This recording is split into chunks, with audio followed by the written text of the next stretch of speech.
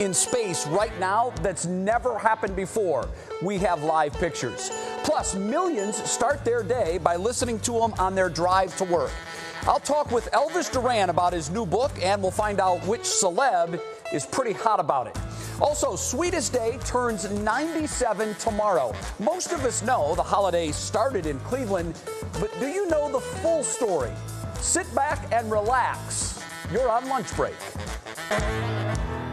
It's your lunch break with Jay Crawford. And congratulations, you have made it to the weekend. Welcome to Lunch Break. I'm Jay Crawford. Maureen Kyle is back with us again today. Any fun plans for the weekend? You know what I'm doing? I am going to go see my favorite author, David Sedaris, is at Playhouse Square. Yeah. Nice. Yeah. So a little date night tomorrow. What about you? Enjoy that.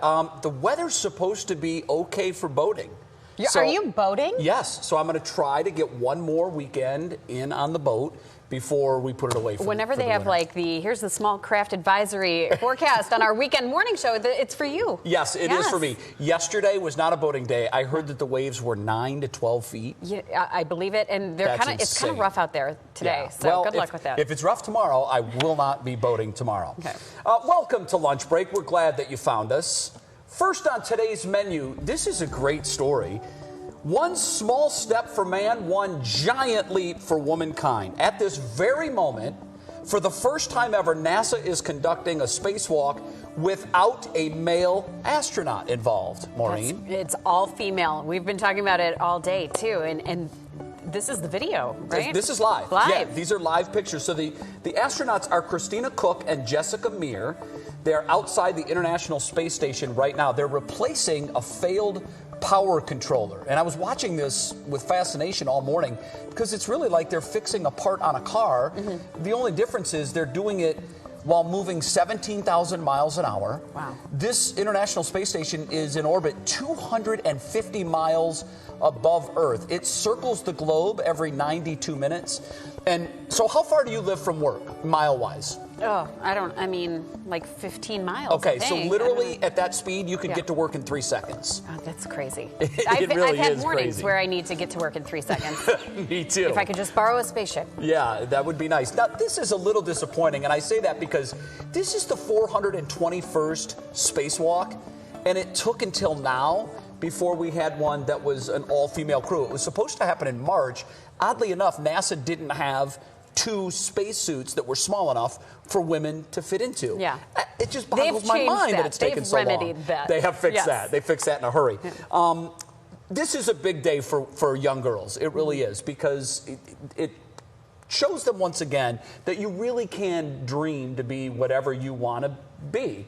And the communication specialist on this mission is also a female, and she had this to say about the meaning that today has for little girls everywhere.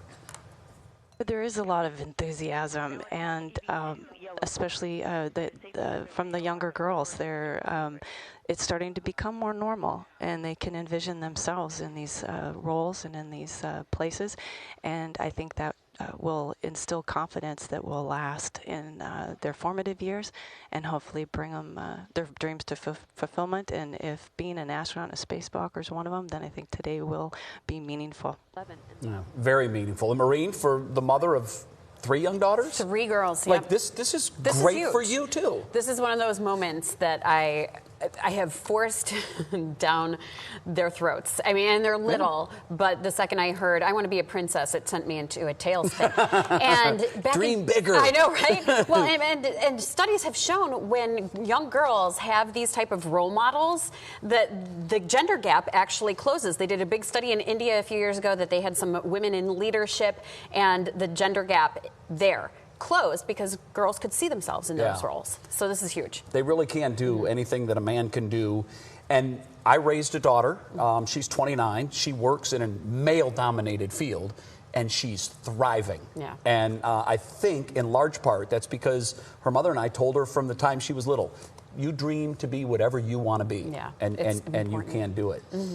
Okay, next up, school, perhaps later in the day.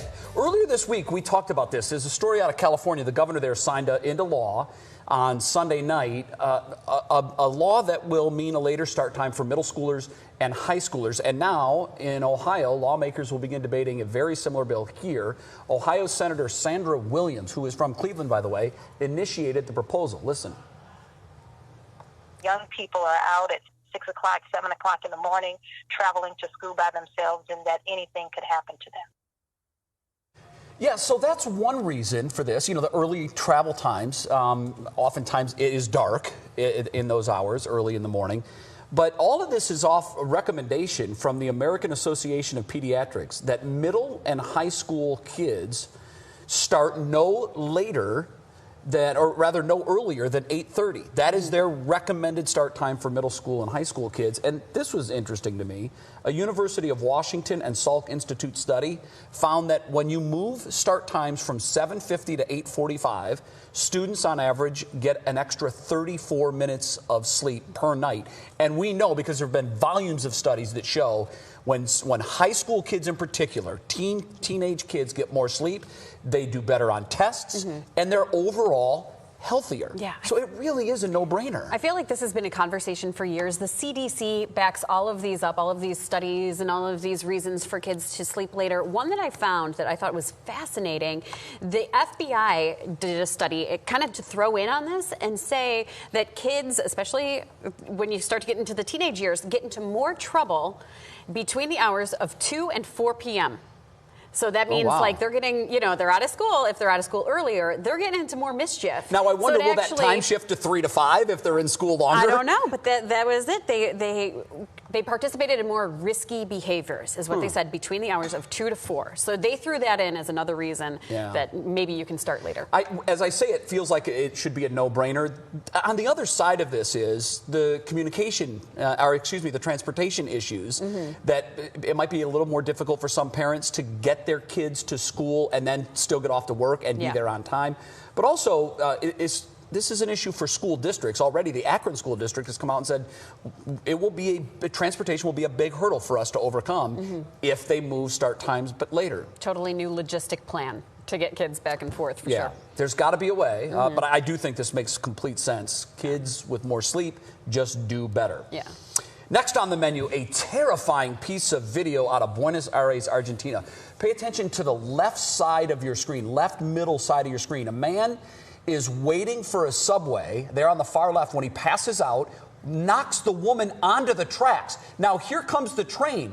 The passengers, thankfully, are frantically trying to get the driver's attention to slow down, which he does miraculously, and comes to a stop, Maureen, just feet before where the woman lie on the tracks. This is stunning video. Yeah. And as we watch it again... Look, he passes out and knocks her over. She had no idea. No, because you're standing there all crowded at the platform. You hear the train coming. If you've ever been in a subway, you hear the train coming, so everybody kind of crowds to get their spot. What always fascinates me about these videos, including this one, you know, if you've waited for a subway or a train, you know you're sitting there waiting for like 20 minutes. Sure. How is it that it's always like right when the train is coming down the tracks? Yeah. And the fact that they were able to stop with only that much distance, that's what's really incredible about the timing for a happy ending was perfect on this one. I mean, think if it happened 15, 20 seconds later, it would have been disastrous. If we can show the video one more time, it is sort of a study in human nature. This time, focus on everybody else in the shot and watch their reactions. It's fascinating. Some people run to the tracks, but now watch, there are others that are just running away, as if either they can't see it or they don't want to be there when it happens. Yeah. This guy picks up his bag and he walks away. Then when he realizes that the train stops, everybody comes back. Right, everybody. To help. Then he's the one who jumps onto the tracks. I know. To pick her up. He was about to go. Fascinating. That's crazy. Speaking of falls, as we turn to Clicking in Cleveland and Stephanie Haney, everybody is talking about one specific fall today. They are, and poor Lady Gaga and poor Jack. That's the name of the poor guy who was holding Lady Gaga during her Enigma residency performance at the Park MGM when they both fell off the stage. People have been replaying this over and over on Twitter. Let's take a look.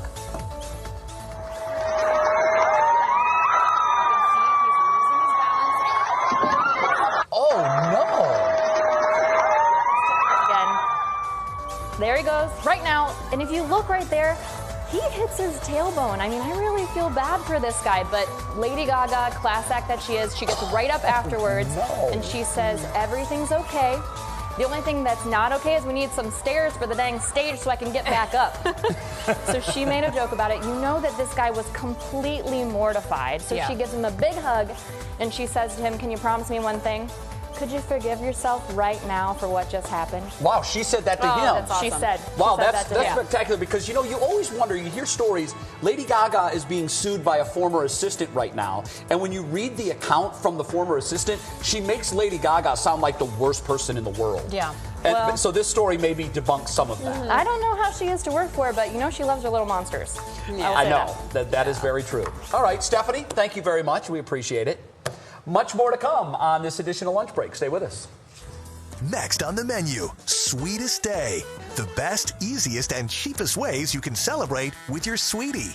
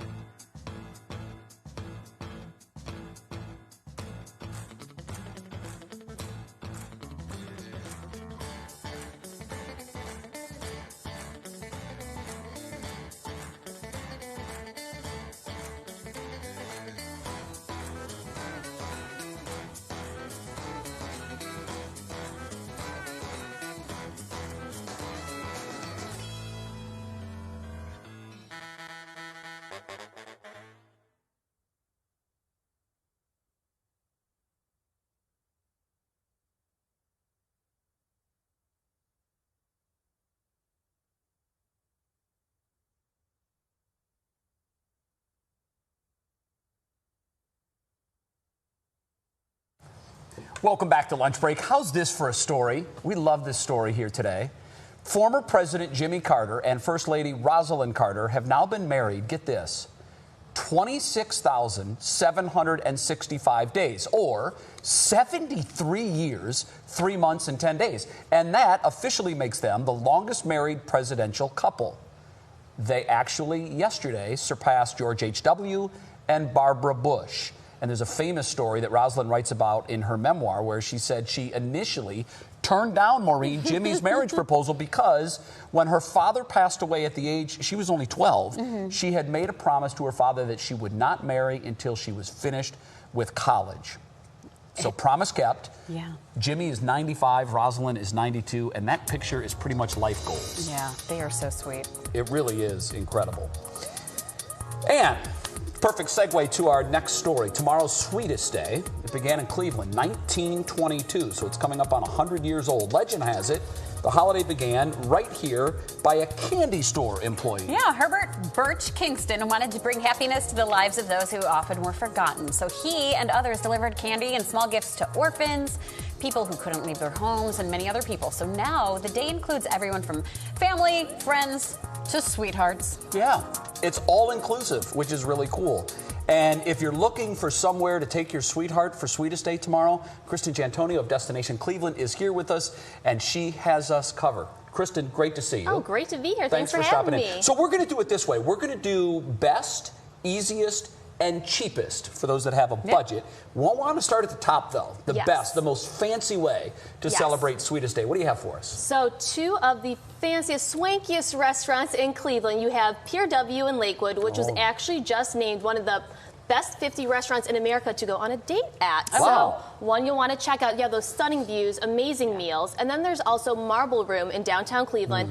In the historic National City Bank lobby that was in the Garfield building. That when you just walk in there, it takes your breath away. And then you throw in the food that you're going to eat at both those places. Awesome. Yeah. I will say, though, reservations are tough to come by, so please call the restaurant beforehand to see what's available. If not, this could be the best way to pre-plan and have Sweetest Day go every day. Yeah. For your sweetheart. I like what you're doing there. Yes. Yeah, I was going to say, for those procrastinators who wake up tomorrow morning and go, oh my goodness, it's Sweetest Day. So what are the easiest places? I think the best way to get to your sweetheart's heart is through their sweet tooth. I know that's my favorite way. So we have a bunch of great places in Cleveland. Mally's Chocolate.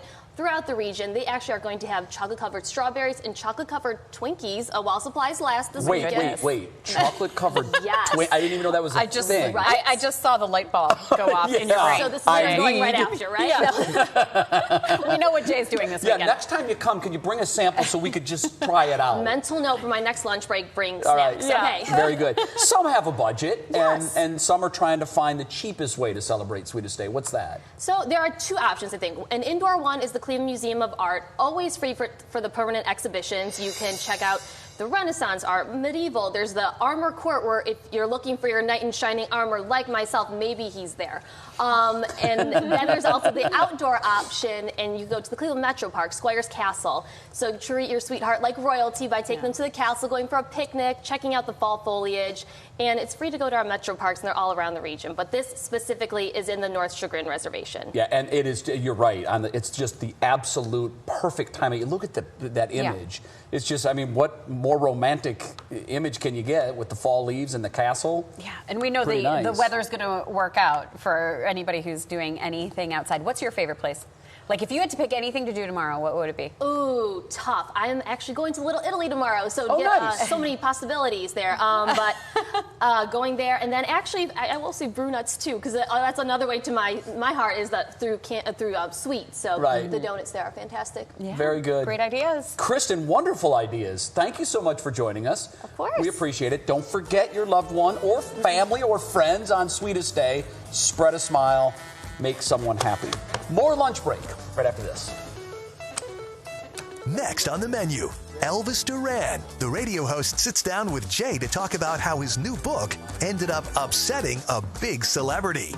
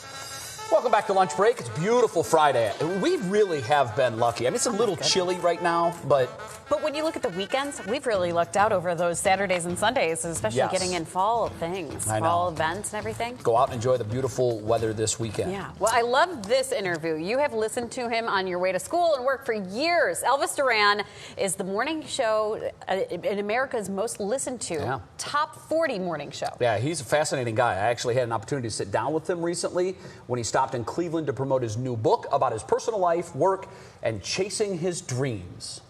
Elvis, you're a star. And I'm not a star. Look, radio people are not stars. We're like tubes of toothpaste. You use us in the morning every day because we're just there for you. Yeah, right. No. What's your reaction been when you've gone out on the road and you see the people that are lined up to talk to you? It's awesome. It's humbling. It melts my heart. Look, people wake up every day and drive to work or to class or to wherever listening to us, and we become part of their routine. We're with them during happy days and sad days. Maybe they're going to a job where they hate their boss, or they're leaving a house where there's an abusive relationship going on, or maybe they're on their way to chemotherapy. We have the chemo club. We have people that are on their way to chemotherapy that listen to us to amp up, get going before they know what's waiting for them, at the hospital.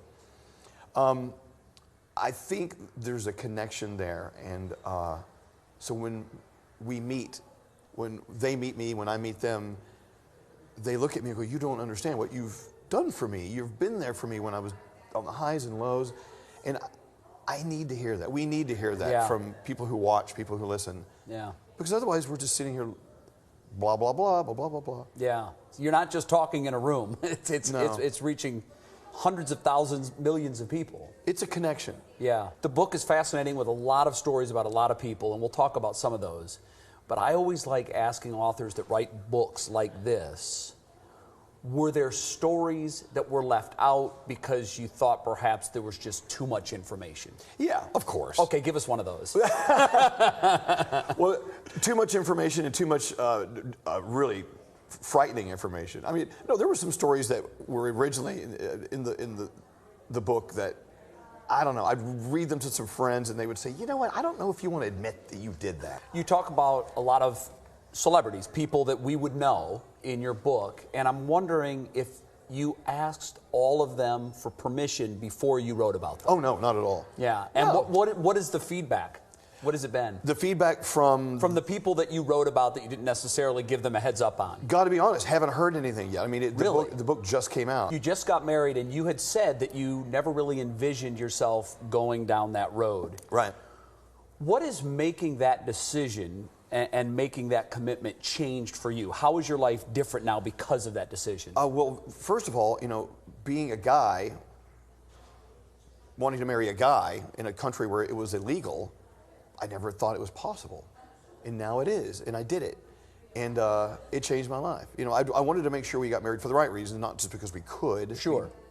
And it has changed me. What's the biggest change in your life? There is a level, to him, there's a level of commitment. There is this, okay, I will make you mad, you will make me mad, but no one's going anywhere. Right. We're stuck.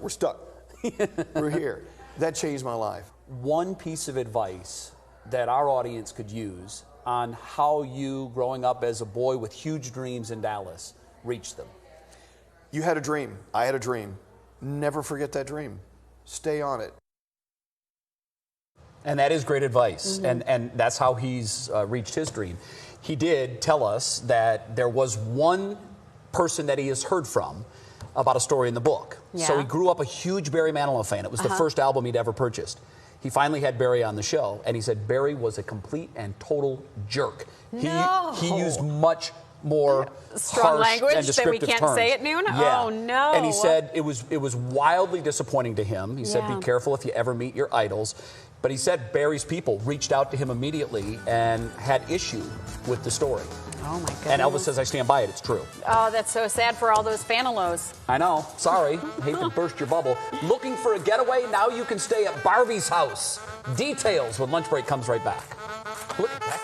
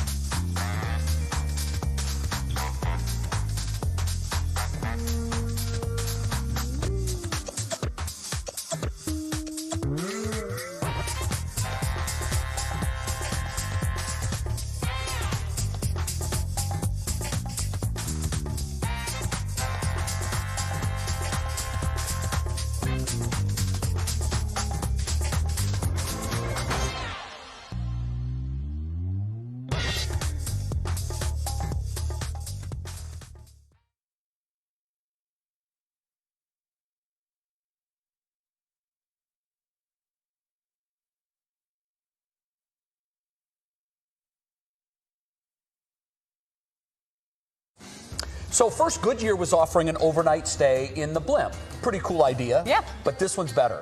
It really is. Barbie is opening up her dream house. Take a look, because I want this decorator to come into my house. It's in Malibu, California. It looks exactly how you'd expect. Barbie is the verified host on Airbnb. Has a pool, a view, office, gym, everything you need. Booking starts at 2 on October 23rd. I wonder how much. Is Ken part of this? Thanks for making 3 News a part of your afternoon. Watch us live wherever you are, on our website, on our apps, and on Hulu and Roku. No matter where you are, 3 News is there.